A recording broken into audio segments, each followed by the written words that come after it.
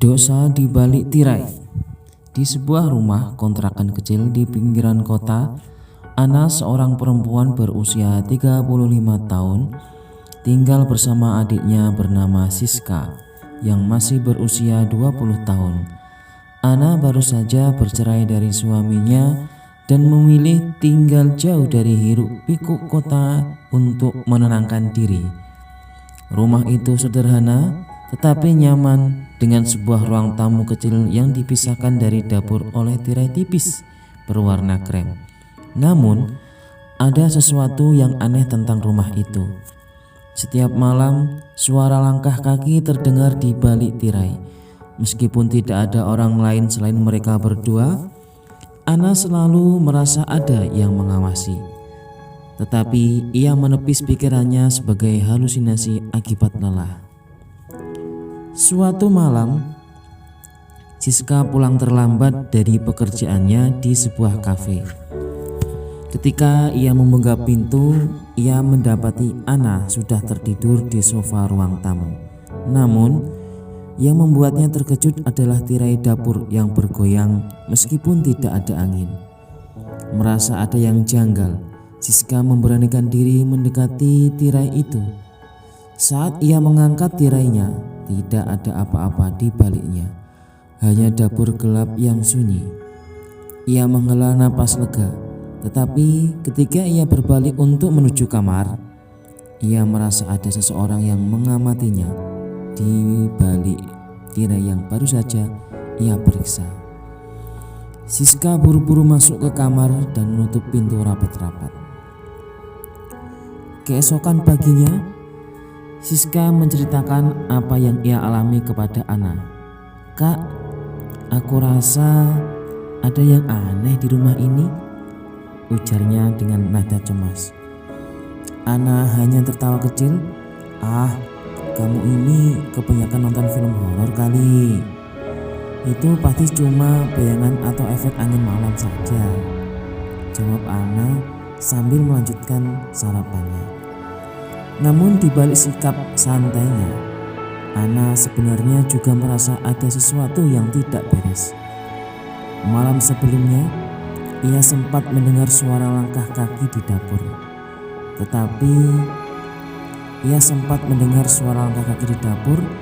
Tetapi ia terlalu lelah untuk memeriksanya. Mereka berdua akhirnya memutuskan untuk tidak membahas hal itu lagi, meskipun rasa takut mulai menyelimuti pikiran mereka. Malam berikutnya, suasana di rumah semakin mencekam. Ana yang biasanya sibuk dengan ponselnya sebelum tidur, kali ini memutuskan untuk langsung tidur dan mematikan lampu. Namun, ketika ia hampir terlelap, ia mendengar suara pelan seperti bisikan di dapur.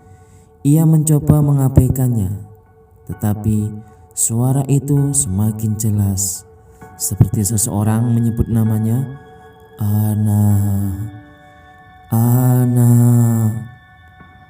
Suara itu terdengar lembut namun dingin, membuat bulu kuduknya meremang. Dengan napas tertahan, Ana berjalan pelan menuju dapur. Ketika ia membuka tirai, tidak ada siapa-siapa, tetapi ia merasa ada hembusan nafas hangat yang ditengkuknya, membuatnya hampir berteriak. Ana kembali ke kamar dengan tergesa. Keringat dingin mengalir di pelipisnya. Ia tidak bisa tidur sepanjang malam. Matanya terus terpaku pada pintu kamar yang tidak terkunci. Sementara itu, di kamar sebelah, Siska juga tidak bisa tidur. Ia merasa seperti ada seseorang yang duduk di ujung tempat tidurnya. Meskipun ketika ia menyalakan lampu, tidak ada apa-apa di sana. Tirai dapur terus bergoyang, meskipun semua jendela dan pintu sudah tertutup rapat.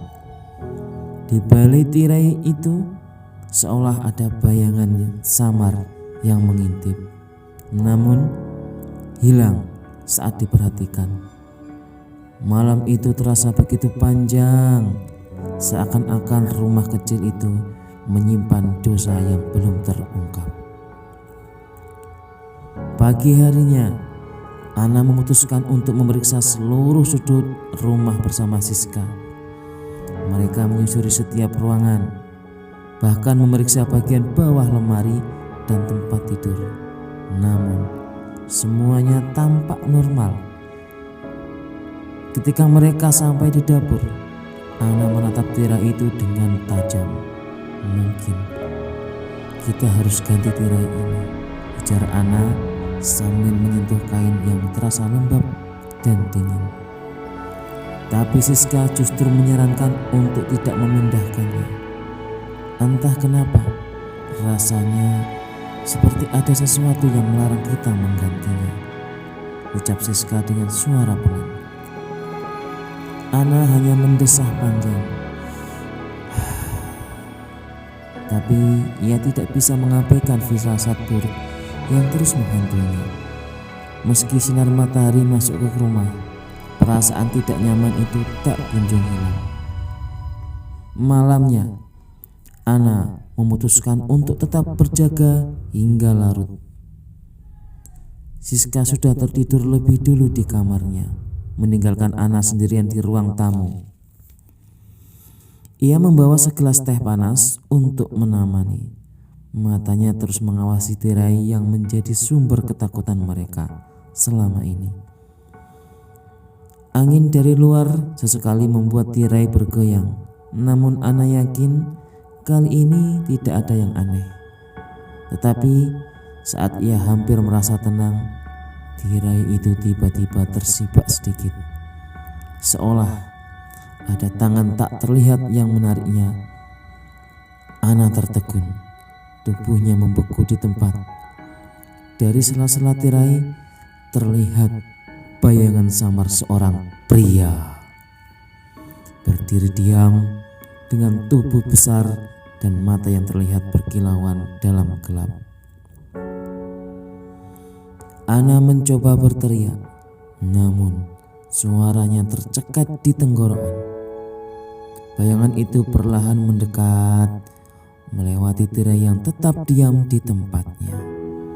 Tubuh Ana gemetar saat pria itu berhenti di depan meja ruang tamu. Wajahnya terlihat jelas. Wajahnya tidak terlihat jelas, tapi ia dapat merasakan tatapan tajam yang menusuk. "Kamu tidak seharusnya di sini." Suara pria itu terdengar berat, nyaris seperti gumaman. Ana menggenggam kursi dengan kuat, berusaha mengumpulkan keberanian untuk berbicara. Tetapi sebelum ia sempat mengatakan sesuatu, pria itu menghilang begitu saja, meninggalkan aroma aneh yang memabukkan. Ana terengah-engah, merasa tubuhnya kehilangan tenaga, tetapi ia tahu malam itu bukan sekedar ilusi. Siska terbangun mendengar suara ribut di ruang tamu. Ia keluar kamar dengan wajah mengantuk, tapi langsung terkejut melihat Ana terduduk lemas di lantai. Wajahnya pucat dan napasnya tersengal-sengal.